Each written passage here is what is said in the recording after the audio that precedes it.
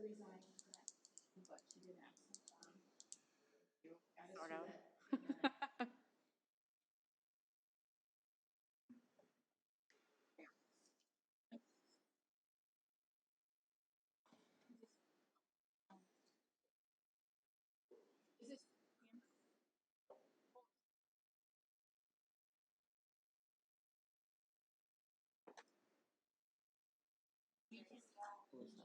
That's how I feel like I'm working. I'm like, okay, I gotta be doing better than that. But that's how I feel.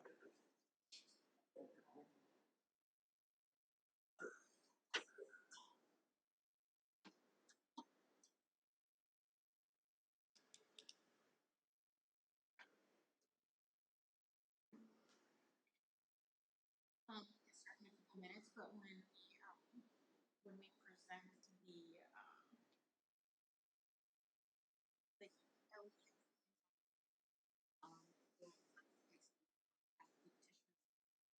and you'll just come up to the lectern,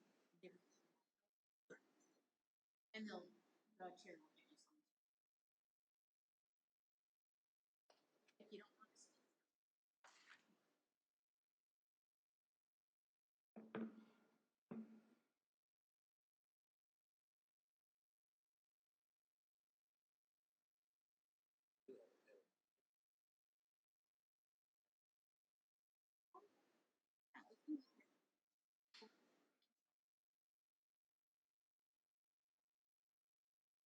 I actually can pull up my hair.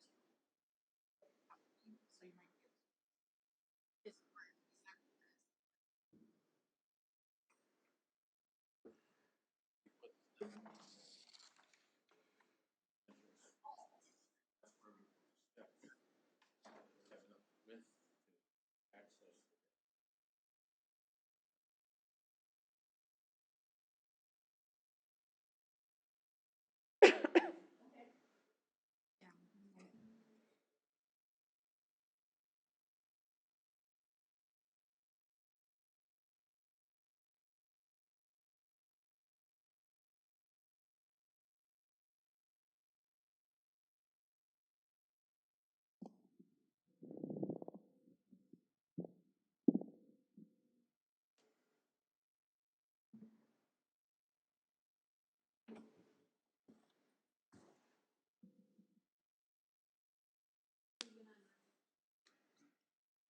Sorry.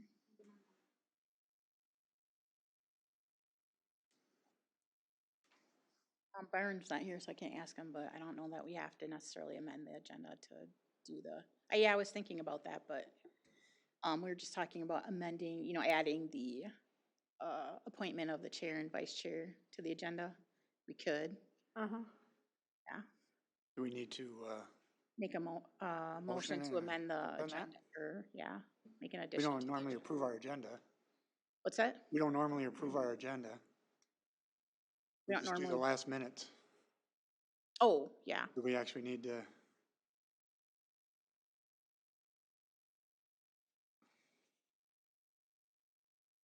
Yeah, why don't we just start with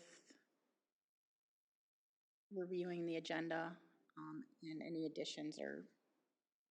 Ask Okay. Robert's rules over here. Yeah. We don't normally review the agenda, or approve it. We don't normally approve the agenda, but.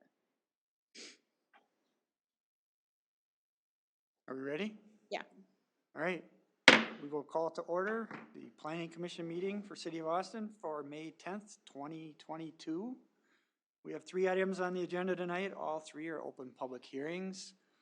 But before we get to those, we'll need to amend the agenda for tonight and also approve the minutes from the last meeting. But before we get to those, I want to first take a minute to officially welcome our newest member to the Planning Commission, Camden Harp. Welcome aboard. Thank you. And to Commissioners Lindberg and Commissioner Norman, welcome to your first in-person meeting. Yes. It's great to have everybody back in person so we can do this in person and the way it's supposed to be. So with that, we will need to amend the agenda for tonight to include the appointment and approval of a chair and vice chair. So I will entertain a motion to make that change to the agenda. So moved. I have a motion from Commissioner Lindberg. Do I have a second? Second. I have a second from Commissioner Norman. And a motion from Commissioner Lindberg to amend the agenda to include appointing the chair and vice chair. Any other discussion? If not, we'll take a vote. All in favor, respond with aye. Aye. Aye. Any opposed? No. Hearing none, the motion carries. And I have, a proposal for, appointing Jay Lutz as our chair and Megan Burrows as our vice chair. So do we need a motion to approve that Yeah. recommendation? Yes. Anyone like So to make a moved. motion? Okay. Second? Second. Okay, so I have a motion from Commissioner Norman and a second from Commissioner Schrock to approve myself as chair and Commissioner Burrows as vice chair. Any further discussion? Hearing none, we'll go ahead and vote. All in favor, say aye. Aye. Aye. All opposed, no. Hearing none, the motion carries. Okay, so everyone should have gotten in their packet a copy of the minutes from our last meeting, which was back on January 11th. Does anyone have any changes or additions, corrections to those minutes at all? If not, I'll entertain a motion to approve those minutes as they were presented. So moved. Okay, I have a motion. Do I have a second? Second. Okay, I have a motion from Commissioner Lindberg and a second from Commissioner Schrock to approve the minutes from the January 11th meeting. Any further discussion? If not, we'll go ahead and vote. All in favor, please respond by saying aye. Aye. Aye. Opposed? No. Motion carries. Okay, so our first order of business on the agenda is an open public hearing to consider the petition from Michael Arns, 1910 6th Avenue Northwest, for a variance to allow less than 60 feet of frontage on the said property. 10 feet will be deeded to the neighbor due to encroachment. Holly? Yes, I just have put up my aerial quick so you can see it. These are the two properties in question. This is the Arns property. And oops, I'll just click on it. And this is the neighboring property owned by Karen Burr.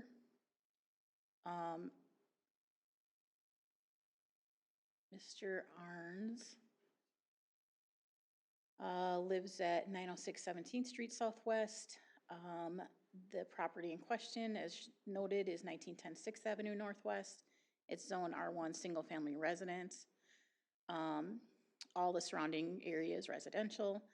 The petitioner, Arns, proposes transferring 10 feet of their property to their neighbor at 1908 6th Avenue Northwest to resolve the issue of approximately 7 feet of encroachment of the neighbor's house onto the petitioner's property. Both parties were unaware of the encroachment until petitioners recently tried to sell their property. You know, it looks obvious because now we have GIS maps that people can look at and see the property lines. But for decades, I think, you know, they just assumed that the house was in the right spot and from what they've described. So it was a big surprise to both parties. They managed to come up with an agreement to transfer some land, so transferring 10 feet, but it will result in a 50-foot frontage on the Arns property, and we require 60-foot minimum. So it would make the Arns property non-conforming. So he's asking for a variance, which would be a legal change from what our requirement is. To resolve the encroachment issue and any problems that may arise from a non-conforming parcel.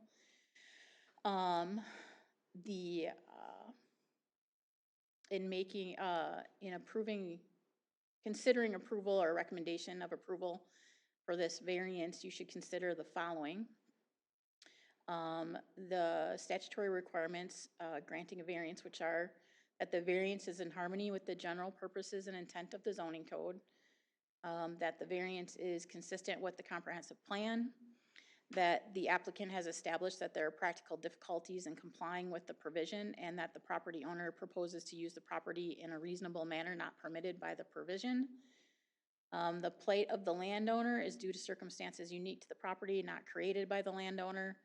The variance will not permit any use that is not allowed in the zoning district where the affected land is located, and the variance will not alter the essential character of the surrounding area. And then just a note always is that economic considerations alone do not constitute undue hardship if a reasonable use of the property exists under the terms of the ordinance. And there's just included an aerial and a survey with a proposed split in your packet. That's his application. This is just a screenshot of what I had shown you earlier. And this is the proposed survey. So this is the area that, it's kind of weird because the neighbor's parcel was actually non-conforming. It'll become conforming when they transfer the 10 feet. And then Arn's property will become non-conforming, but unless he gets a variance. So parcel B then was only a 50-foot lot to start with. Yeah, And now it'll be conforming at 60 feet, making the other one then obviously non-conforming at 50. yep, yeah, so they're kind of swapping. But this actually will make both properties basically conforming if a variance is approved. Mhm. I went out past the property and, looking at it, you would never know that that the property line shouldn't be on the other side of that addition on that house. I mean, I don't think you'd ever know by looking at least. Yeah, I mean, when we became aware of this, so we were informed because they have to go through the county and the city to do a property split. And we did some research just to see, when did this happen? Was that us? But it looks like it was probably like this for decades, even prior to annexation into the city, so. And then it just got, just the same error just kept being repeated because there's nothing to draw anyone's attention to it until now, so.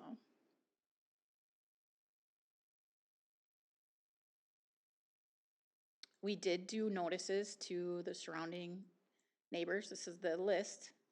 I was contacted by 2 people who live adjacent, just wondering will it impact me. And I explained the whole situation to them, and then they were fine with it, so. No concerns. Will the setbacks be compliant on both properties afterwards for side yard? Yeah, we require only a 5-foot setback between. So that overhang over the line now is about 5 feet then? So by adding the 10 feet? It's you 7 make it feet. 5 Oh, feet. yeah, you're right. No, it's only, but they'll be right from Really close. that's true. So it'll only be 3 feet between the property line. Yeah, that's true. But a neighbor can do an agreement to allow a closer setback, up to 1 foot. So they should be fine.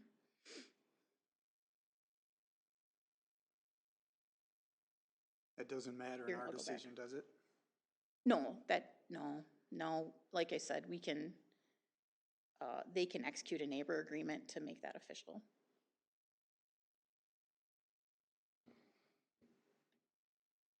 And Okay, since, so there's no response from the neighbors. Is there anybody here from either party?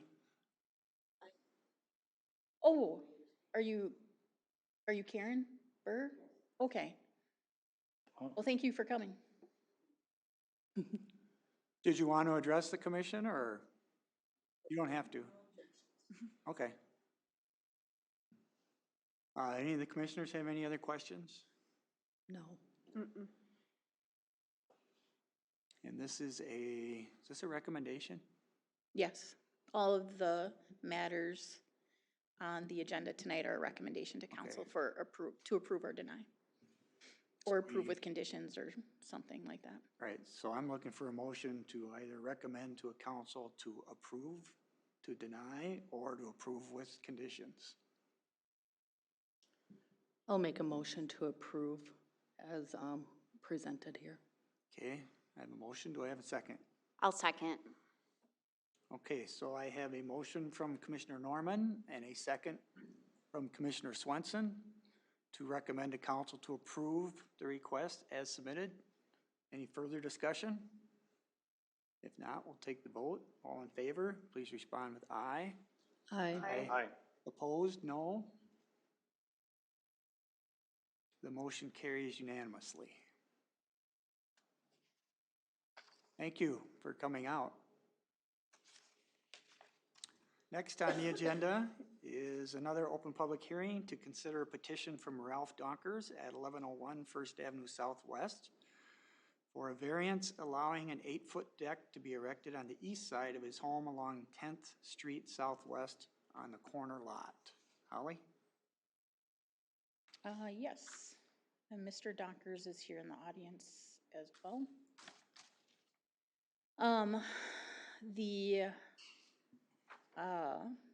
The petitioner lives at the same property that is the subject of our variance request. The area is zoned B2 Community Business District. It shouldn't have residents in there, actually. That should, as an error on my, oh yeah, single family, non-conforming use. The single family residence is now a non-conforming use in the B2 Community Business District. The surrounding areas to the north, also commercial, south is residential, east and west is commercial. In fact, this is, Mr. Donker's business is on this corner, right? And then and his home is over on this corner. And let's see. So there are 2 items to consider in making a recommendation. Well, actually, I'll go over what he's requesting first. The petitioner is requesting a variance from our code requiring a 12.5-foot corner yard setback for structures in residential districts. Even though this is in a commercial district, because it's a residence, it's still subject to the same rules that that a house would be in a residential district. The variance has been requested to enable the petitioner to add a deck on the corner side yard of his home along 10th Street Southwest. He may include a roof at some point, so that should also be considered. Again, residential uses in B2 district are not permitted moving forward. Therefore, the use is non-conforming. There are 2 considerations in making this recommendation, whether the variance request meets criteria required for granting a variance, as we noted in the earlier matter, and then does the proposed deck under our non-conforming ordinance improve the livability and safety of the structure without increasing the number of dwelling units contained within the structure. And then the specific portions are noted in your materials. So I just noted a few things in the staff comments. Projections into front yards and corner side yards are limited. We encourage deck construction in rear and interior side yards. So an interior side yard would be like here, because it's a interior lot versus a corner lot. So when I talk about interior, I'm talking about a lot that's sandwiched between 2 other lots. We don't have any allowance for decks on corner side yards, which I initially had talked to Mr. Donkers and thought that we had something similar to the interior lot, but we don't. So he needs a variance just to do the deck, actually. There's an overhang and a patio that extend across a portion of the south end of the corner side, which is right here. This area is has an overhang, and like this is where you I'm just addressing Mr. Donkers, but This picture here gives you a better reference to what. can you just go up to the lectern and say your name and your address and, Yeah, Ralph Donkers, I live at 1101 First Avenue Southwest in Austin, Minnesota. We put the ledger board up there for the deck, even if it's 6 or 8, we still need a ledger board. But, if you give me this, I can show this to okay. them. To make the access to the deck easier, if we had an 8-foot situation, okay. Okay, so you can point at this Yeah, here. I want to put the stairs right there to the deck. So this is 4 feet from here to here. So that way we can put a 42-inch steps in there, which would be a much safer. If it was 2 feet less, that would be down to a 24-inch steps, which is not exactly easy to access the deck floor. So as you can see, this was in existence when Petersdorf had the house. So the thing would even be away from this area right here. So as far as impeding any other person or view, it would not impede anybody's view as far as right or left as far as traffic is concerned, you know. Yeah, maybe you can confirm, but I have that the deck would extend about 18 feet along the side of the house Yes. towards the north, but it would be approximately 45 feet from the intersection or 30 feet from your north property line. So there shouldn't be any visual obstruction. The driveway is then located on the south side of the lot, which is Yeah, driveway back down, oh, yeah, down here. to back here, right there.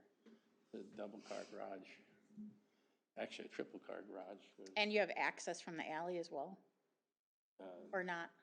I mean, there's an alleyway back here. Yeah, do you access from the alley at all? Oh, you mean, is there a door back there? Yeah. No. Oh, okay. Is there anything else on here? No, that should do it, I Okay, think. then we'll go back. Okay.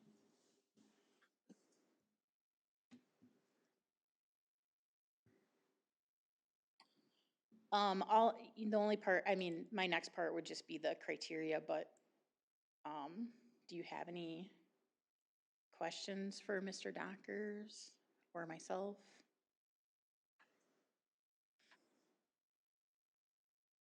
Any of the commissioners have any questions? Well, and just a comment, I drove by your property and I see that white roof with the 3 posts sticks out further than what the deck is going to stick out, is that correct? Yeah, that's the Petersdorf house. They put that up, I think if I remember right, I think about 75, 76. That's been there, you know. Mm-hmm. It's not a new addition by any stretch of the imagination. Mm-hmm. Yeah, that comes out right to the edge of the sidewalk now. Exactly, yeah. Right. We do have quite a long list of people who were notified, and I didn't get any calls or contact from anyone. No response at all? No, none.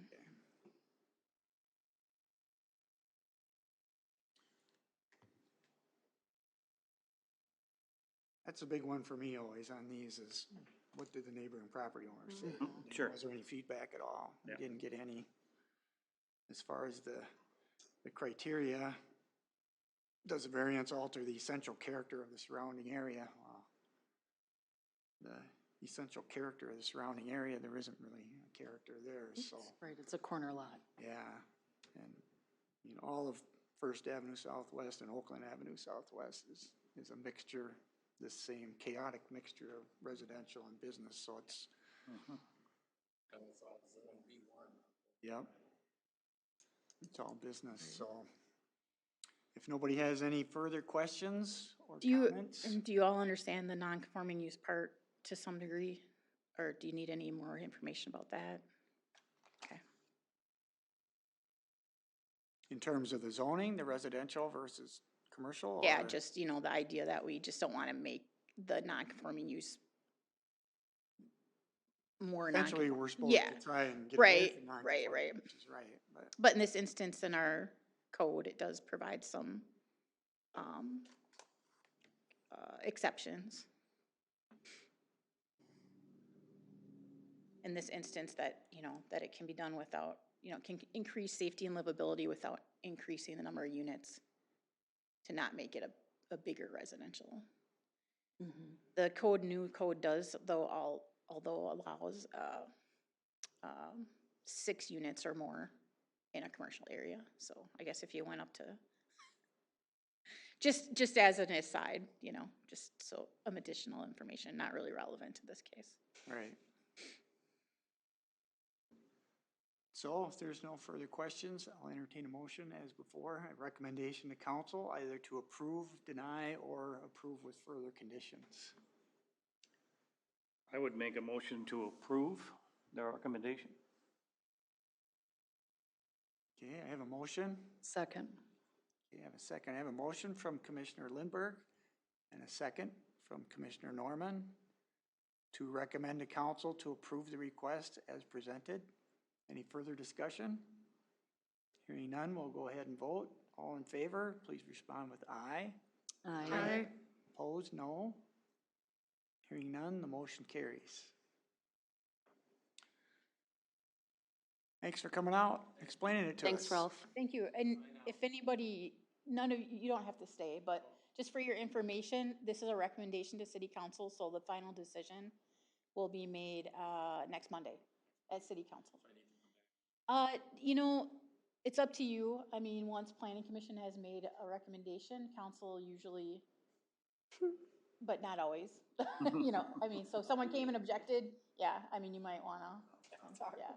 Well, it won't be an open public hearing at the council meeting, so you won't get to That's speak. true. you Yeah, won't get that's to true. They speak won't take anyway. any additional testimony generally. Yeah, that's true. Thanks, Ralph. Thank you. So last on our agenda tonight is another open public hearing to consider a petition from Scooter's Coffee for a sign appeal at 1400 4th Street Northwest. They're proposing more signs than the city code allows in a B2 district. Yes, so the building, so the property we're talking about hasn't been built yet. So this is, just planning, ahead for the construction and, opening of the business, located at 1400 4th Street Southwest. The area is zoned B2, Community Business District. To the south is a residential office district and single-family district. To the west, community business, and to the east, single-family. The request is that the petitioner is building a new drive-through only coffee shop. They have a sign package for their franchise that includes signs on each aspect of the building.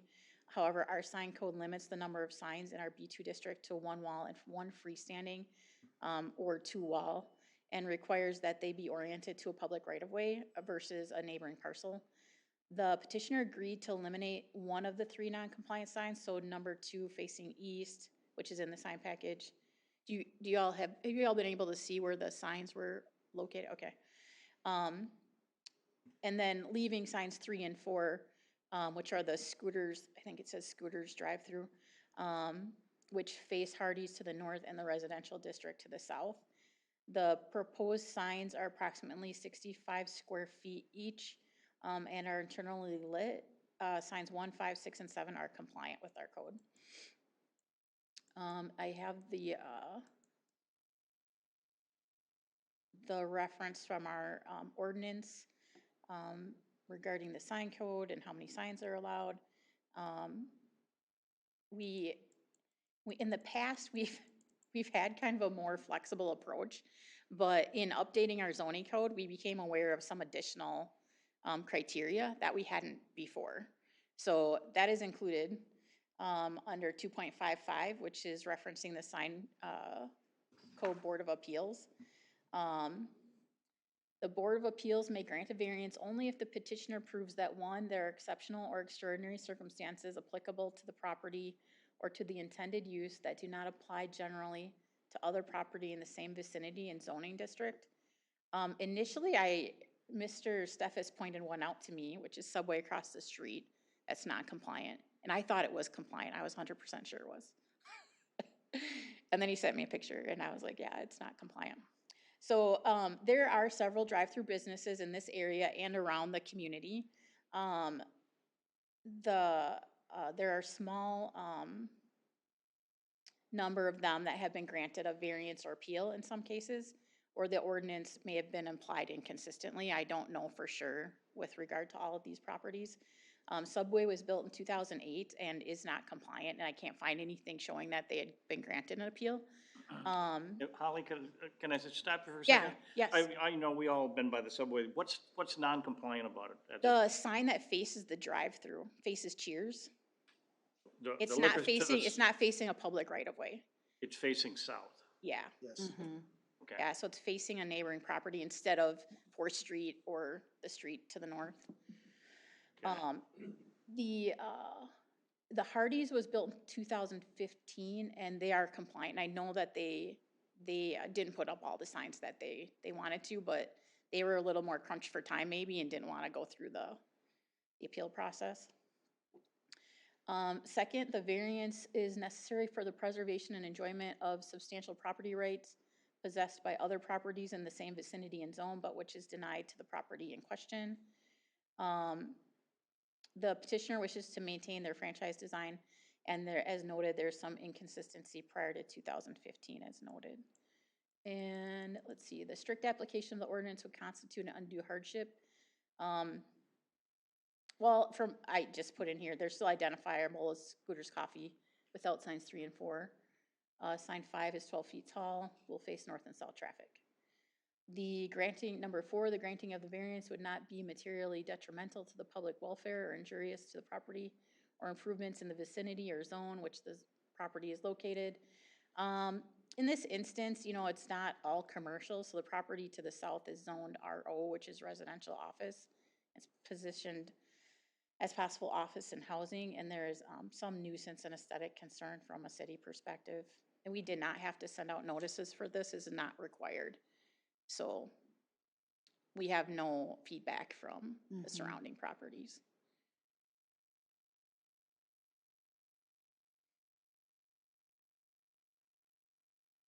And I'll just zoom down to the actual, so these are the 2 signs that are being referenced, the Scooters Coffee drive-through versus the, this is like the logo kind of more so with the Scooters Coffee. And Mr. Steffes can explain more in depth than I can, but so these are the 2 signs that would face north and south. I don't have anything else. If you have any questions for me or Mr. Steffes, we can give him a chance to. Do the signs light up, or are they just, I'm familiar with the I'll let Rochester Mr. property. Steffes Yeah, go. maybe if you could just, Yeah, yep, go ahead. Hi, Rob Steffes. I'm with Blue Water Brew, DBA Scooters Coffee. I guess if I could just provide some thoughts on the matter, it's probably best just to look at some of the elevations that we've got in your packet. And if you could look at this sheet here, this is really what we're trying to accomplish here. On the Which one? Yeah, can you show me which one? I'll pull it up on this go one. back a page. that one. Okay. Actually, you can go to this one right here. Be the next page. Hang on. So that would be sign 1, which is on the front of the building, and you can see it's basically our logo, the round logo, Scooters Coffee. And it does not say drive-through on the front of it, which is really the whole purpose of our building. It's just a kiosk. There's no, in-store seating or anything like that, and it's drive-through only.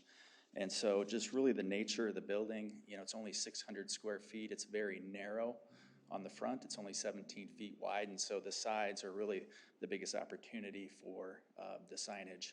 And so that's the whole thought behind really the Scooters brand and the look of their buildings. And so that's just really one point, is that when you're driving by, truly trying to show that it's drive-through only coffee, and that's where the signage on the sides of the building come in. To your question, they are all, they're like, I think you call them backlit letters Okay. on the sides, and then the front is like an illuminated logo. So. And is it lit up all the time, or just when you're open? Just when we're open. It's not even on it's just on a switch. So when we arrive in the morning, we flip the switch. They're not on a, what do you call those? A photocell sensor or a timer or anything like that. So it's a You switch. guys control it then? We open and then when we close. And so we typically close around 7:30 p.m. And so then the lights would go out at that point. I guess the other thought I have on this, I guess there's two more thoughts. Another thought is when we went through permitting and with city planning and engineering, the requirement is to create an access road in the development of that property, which in essence, I think it'll be a private road, but it'll ultimately have, be a corner lot with a right-of-way on the side of it. So that would, I guess, in essence, make it into a corner lot, which would open up additional signage within the allowable code. So that's one thought there too. I'm just gonna jump in quick. So we do actually in areas like Walmart where they have private roads that are heavily trafficked, that we would consider that like a public right of way. In areas where there's not, where it's just a drive-through, we would not. So and then there's multiple businesses, within that area that also use the roads, like, I guess like the mini malls. And maybe you could pull the map which up one with do the you need? signs. Losing track of my Can sheets. you show me which one you're thinking of? Actually, I think it's on this one here. Oh, that one, yep. And for those who may not be familiar with that, that would be on the south side. That's the entrance and an exit, and the 4th Street that goes north-south, that's really just exit only. And so that essentially there'll be a drive that ultimately connects to 3rd Street. When the property owner develops the property, he has intentions to connect that all through, so essentially be a public street. And I guess the last point is, Holly, can you make that bigger or not? I don't know. No? Can I zoom Okay. in? Hang on, maybe. Let me see. Nope. Doesn't work. Okay. Wait, here. I probably should have included a better drawing of No, that. it's just but- sliding over. I'm not sure how to.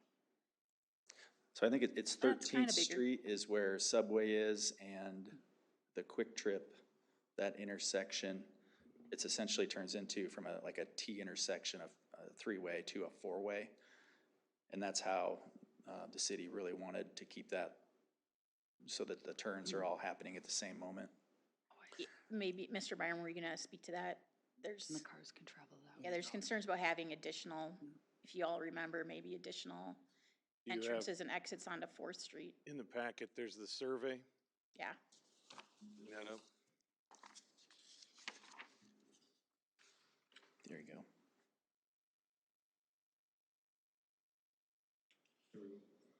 So right across the street to the west is 13th Avenue. Presently, T intersects with 4th Street Northwest. When we approved the subdivision creating the parcel for this coffee shop, one of the requirements was that the primary entrance to parcel A and parcel B on this survey would be directly across from 13th to create aligned traffic patterns rather than offset traffic patterns, increase public safety and just, speed of traffic and things. And that's the existing curb cut too, right? And so his point is that all traffic would be expected to enter at that location. And essentially that is where the customers would be coming into the property, and we've required that be located at that location, which is on the south side of his location. And so in a strip mall setting or something, we may consider that to be more of a public thoroughfare, because that's the traffic pattern that is intended for this lot. Thank you. And I guess my last point, it's already been mentioned once, was just looking at some of the other retail businesses in the area. Of course, Subway was mentioned. And then just driving through the area again, I did notice the Quick Trip as well has signage on 3 sides of the building, as well as that Cheers Liquor. And so I think just being consistent with some of those other business, now Hardee's is compliant, but some of the other businesses as well are all, I guess, consistent to what we would be requesting for signage. So that's all I had, unless you have any questions. Can you go back to the one where it shows the entrance, it had the green on it?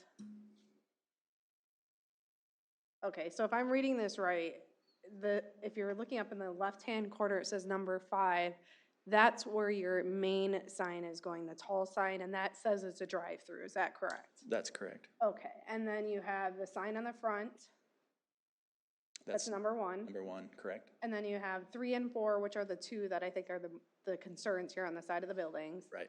But then you also have sign 7, which also indicates it's a drive-through, is that correct? Yes. Okay, And that one is, it's only about this big, but. Yeah. but it indicates it's a drive-through. That's what it shows, okay. I just want to clarify, because that seemed a little confusing when you were Yep. talking earlier. The other concern I have here is, which is different than the other side of the street, unfortunately, is you have residents that are south of you. You have residential offices that may be south of you. It's a different situation than it is across the street, in my viewpoint. I feel like you should be more in compliance with what Hardee's is. Okay. Just because I think you have plenty of signage. I think there's plenty indication it's a drive-through. You have the large sign that will certainly indicate that it's a drive-through. That's sort of where I'm sitting. Is there lighting in this lot on the, are you putting lighting around where this drive-through goes through? What is that? There are, around that back drive-through, there are a couple of pole lights, yes. Okay, so if it opens at, 6 a.m. in the winter and it's dark out, Yes. there's gonna be some lighting available, Yes. I imagine. Yep. And I imagine those lights are brighter than the signs. Yeah. Well, I mean, with today's compliance for parking lighting, it's, pretty dim, but enough to create a safe path of travel. And I guess just to your comment, Megan, sign number 7 is really not necessary. It's just really there to, I guess, point that the drive-through's to the right. I think it's pretty obvious, and I'd certainly be willing to remove that sign. It's certainly not necessary, and more of a wayfinding than anything than seeing what it says, from the road when you're traveling in upwards of 30 miles an hour potentially. So it's not really designed to indicate what the business is. It's more for when you pull into the parking lot. It just tells you to go right for the drive-through versus kind of going straight. But most of that's pretty obvious, but it's just an additional branding component. But I'd be willing to remove that sign just to help with the matter.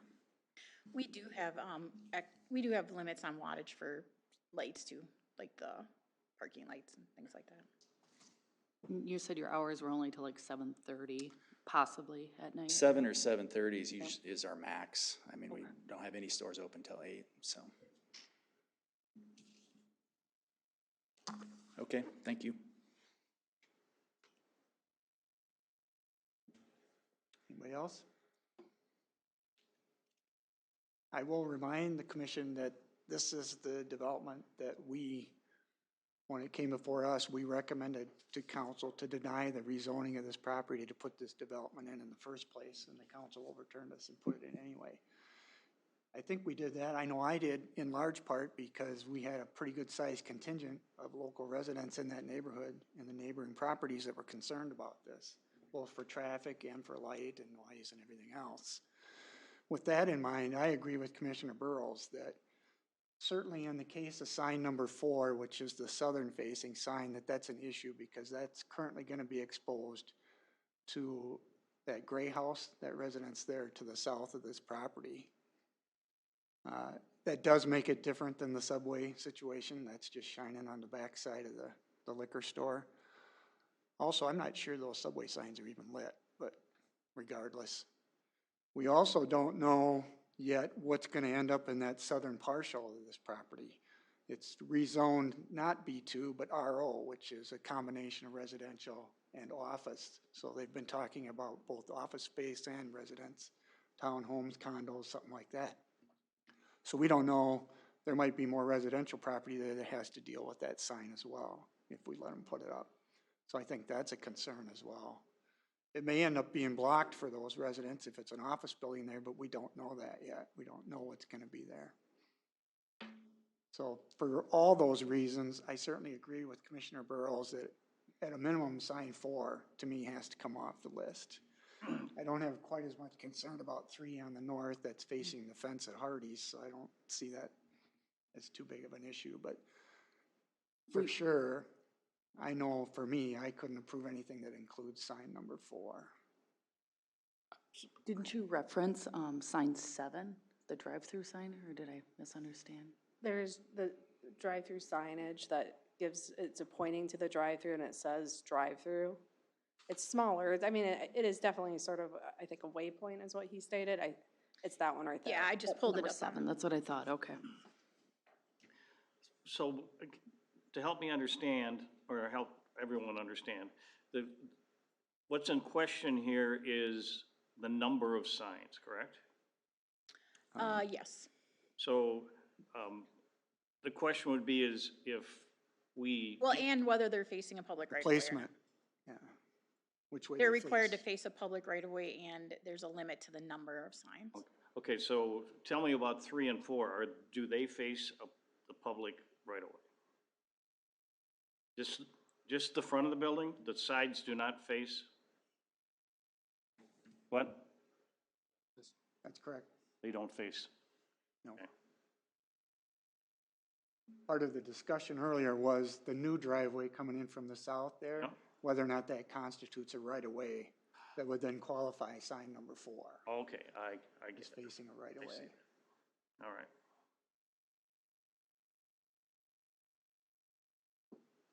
Well, I understand this commission didn't, maybe didn't vote for this scooters to be here. I wasn't part of that, and I kind of understand that makes sense. I guess what I'm not seeing is how this sign will be more intrusive than the traffic pattern going in here and the other parking lot and drive-through lights that will be in place. How that will be more interfering to the neighbors to the south. Like this sign in particular will be more interference than the lights in the area, or I guess in my mind, there, that's already been breached. Like they're already going to be seeing a lot of light from the traffic and the business. You know, I would just direct you back to the criteria that you would consider in granting a variance. That there are exceptional or extraordinary circumstances applicable to the property or the intended use that do not generally apply to other property in the same vicinity and zoning district, that the variance is necessary for the preservation and enjoyment of substantial property right possessed by other property in the same vicinity and zone, which is denied to the property in question. Strict application of the ordinance would constitute an undue hardship, and that the granting of the variance would not be materially detrimental to the public welfare or injurious to the property or improvements in the vicinity or zone in which the property is located, which is what you're essentially referencing. Is there any ordinance on the amount of lumens a light puts out? Yeah, we don't have any equipment to measure it necessarily. There's a limit on the wattage of now in our new code for commercial lights, but not necessarily for signage, but we measure in our nuisance piece of our ordinance, how many lumens would be going over the property line. So you'd measure on the neighboring property line to determine if there is a nuisance, a per se nuisance, I guess. But yeah, I mean, everybody has their own opinion of what is a nuisance and what isn't. But from a code perspective, we would measure it. There'd be a specific number. So do you have any idea how many lumens that sign is? Any of the signs are?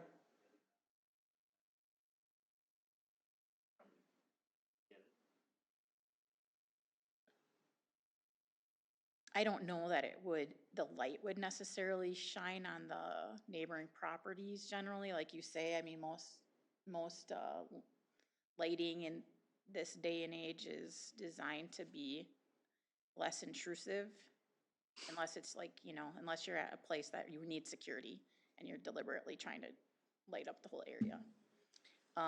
But, obviously could be seen from a great distance. I mean, that's the point. But Is it something that, I think it was sign 4, could just be not illuminated? Or that something? yeah, potentially, I guess. I don't know. But all the illuminated signs would be shut. They would only be open during business hours, correct? Parking lot lights would be on all the time or just during business hours?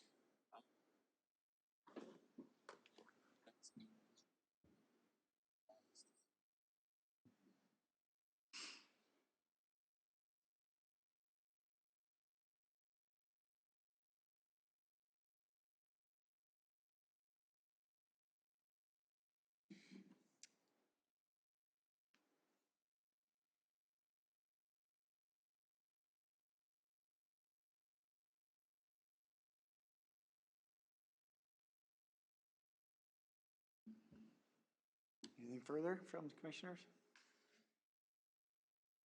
This again is a recommendation to council, so I will entertain a motion of some kind to either recommend approval, denial, or approval with further conditions.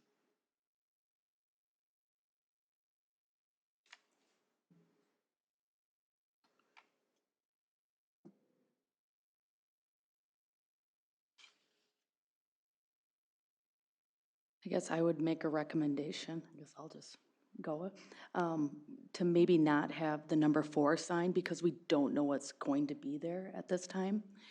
It'd be different if we could predict the future, but I'd make a recommendation for sure not to have the number 4 sign. So I believe we have, let me see if I can get this right. We have a motion to recommend to council to approve the request with the condition of the removal of sign number 4. That sound right? Yes. Okay, does anyone want a second? Second that. Okay, I have a motion from Commissioner Norman and a second from Commissioner Schrock to recommend the council approve the request minus the sign number 4. Any further discussion? Hearing none, we'll go ahead and vote. All in favor, say aye. Aye. Opposed, no? No. No, No. So. no. Should we do a roll call or do we just do count with hands or what? We can do a roll If call. we're not sure. Okay, so do we need to do a roll call to verify? Mhm. One. Okay. Okay, let's do a roll call and make sure we get it right. So this is for a motion to recommend to council to approve the request as submitted minus the sign number 4. Commissioner Burrows, Aye. Commissioner Harp, No. Commissioner Lindberg, No. Commissioner Norman, Aye. Commissioner Schrock, Aye. Commissioner Swenson, No. and the chair votes no. So I have a count of 1, 2, 3, 4 noes, Need to vote no. Or 3 ayes. were you in favor of Commissioner Norman's request or against it? I voted no. Oh, you are against it? Yeah. Okay. So we have 4 noes and 3 ayes by my count.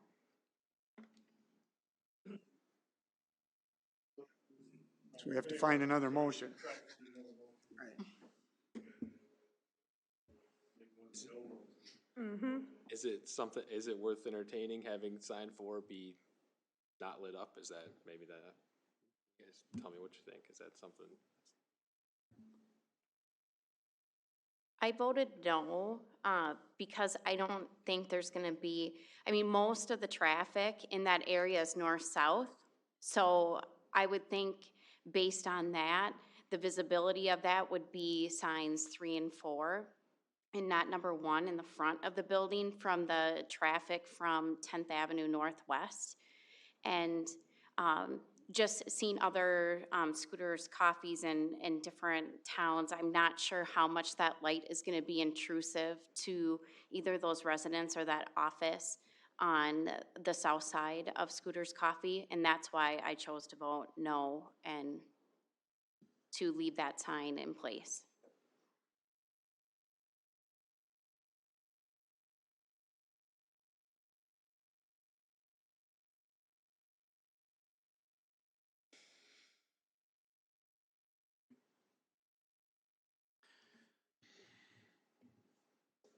So we would need a motion to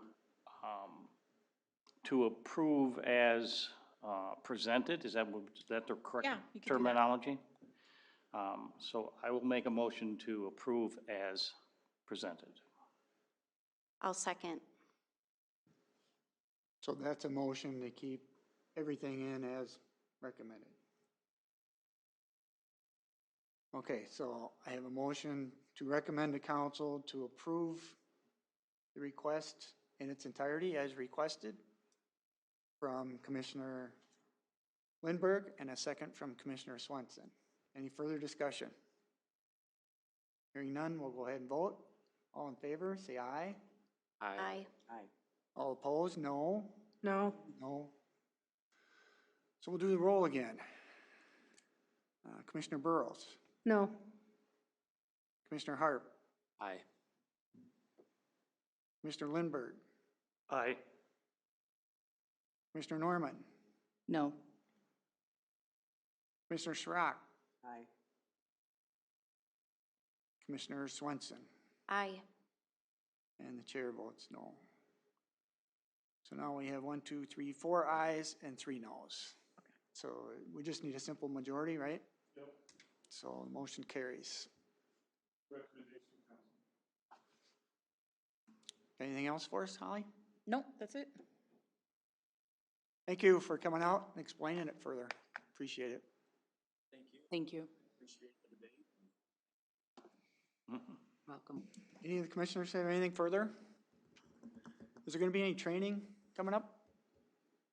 We can arrange, yeah. Yeah, we can arrange something. As